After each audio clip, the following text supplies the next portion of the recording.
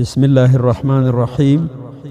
په تیرو درسونو کې مو دا زده کړل چې د عبادت ټول اقسام کاغه قولی دی که فعلی دی که ترکی دی که قلبی عبادت دی که لسانی دی که مالی دی، دا به ټول د یو الله د پاره کوو. د یو الله نه به مدد غواړو، په یو الله به ځان سپارو، د یو الله نه به یریږو، د یو الله نه به کومک غواړو، فریادونه به یو الله ته کوو، حلالک او نظرانی به د الله په نوم باندې پیش کوو.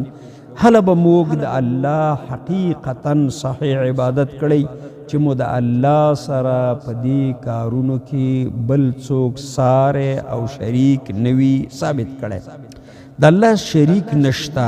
اوس که یو انسان په یو وخت کې د الله د نارې سره د بل چا آواز هم لګی، یا الله یا علی، یا الله یا رسول الله، یا الله یا فلان، نو دی انسان د الله په بندګۍ کې د الله سره بل څوک شریک وباله، الله به دغه بندگی قبول نه کی. فمن صرف منها شیئا لغیر الله فهو مشرک. پس هغه چا چې واړو یوه برخه د بندګۍ د پاره د نوم د غیر الله، نو دی مشرک او کافر شه.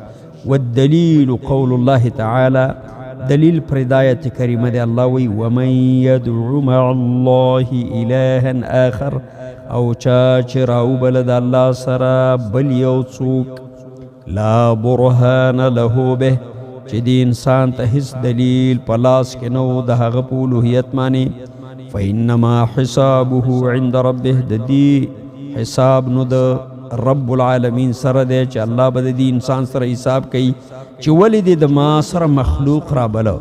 انه شاندا دی لا یفلح الکافرون، نه کامیابیږي کافران. آیت کریمه واضحه په دې باندې دلیل دی چې د الله سره شریکان نشتا، نو په هیڅ کې الله سره غیر الله مرابله، ولو که هغه په استغاثه او په نعره او په دعا کې ولی نه. بل حدیث کې راځي الدعاء مخ العباده، دعا مغز د عبادت دی، یا الدعاء هو العباده، دعا هو په خپل عبادت دی. نو چې کله دعا او بلنه عبادت دی، نو دغه به یوازې د یو الله کې دی شي. ځکه موږ ژبه کړې ده چې ایاک نعبد، یا الله خاص تا عبادت به کوو. بل ځکه الله رب العالمین فرمایي وقال ربکم ادعوني، او ستاسو رب العالمین فرمایلی دی چې ما راوبلی استجب لکم، زه به ستاسو دعاګانې قبول کړم. ان الذین یستکبرون عن عبادتی، یقینا هغه کسان چې سرغړونه کوي زما د عبادت او د بلنې نه، سیدخلون جهنم داخلین، حتما به پر دوزخ ذلیل ور داخل شي.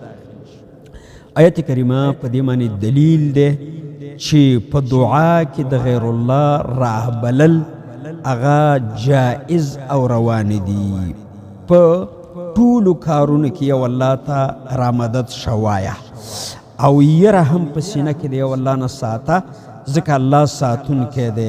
الله فرمایي فلا تخافوهم وخافوني ان کنتم مؤمنین، پس مه یریږئ د دغه معبودان باطلونه، او د ما نه یره وکئ که په صدق مو ایمان راوړی وي.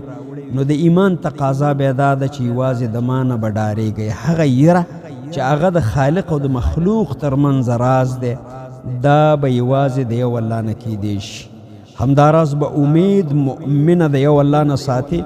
الله عز وجل فرمای فمن کان یرجو لقاء ربه، پس هغه څوک چې عقیده ساتي د رب د لیدنې او د ملاقات، فلیعمل عملا صالحا، یو خود دغه انسان عمل درستو کی برابر په شرع په نبوي سنت برابر دوهم، ولا یشرک بعبادت ربه احدا، او د الله په بندګۍ کې د الله سره هیڅوک نه شریکوي. په دې آیتونو کې مو دا زده کړل چې یوازې به الله ربلو، د الله یره به په سینه کې ساتو، او د الله نه به طمع او امید ساتو. الله د ټولو حاجتونو پوره کوونکی دی. الہ العالمین په ټولو ورحمیږي. امین یا رب العالمین.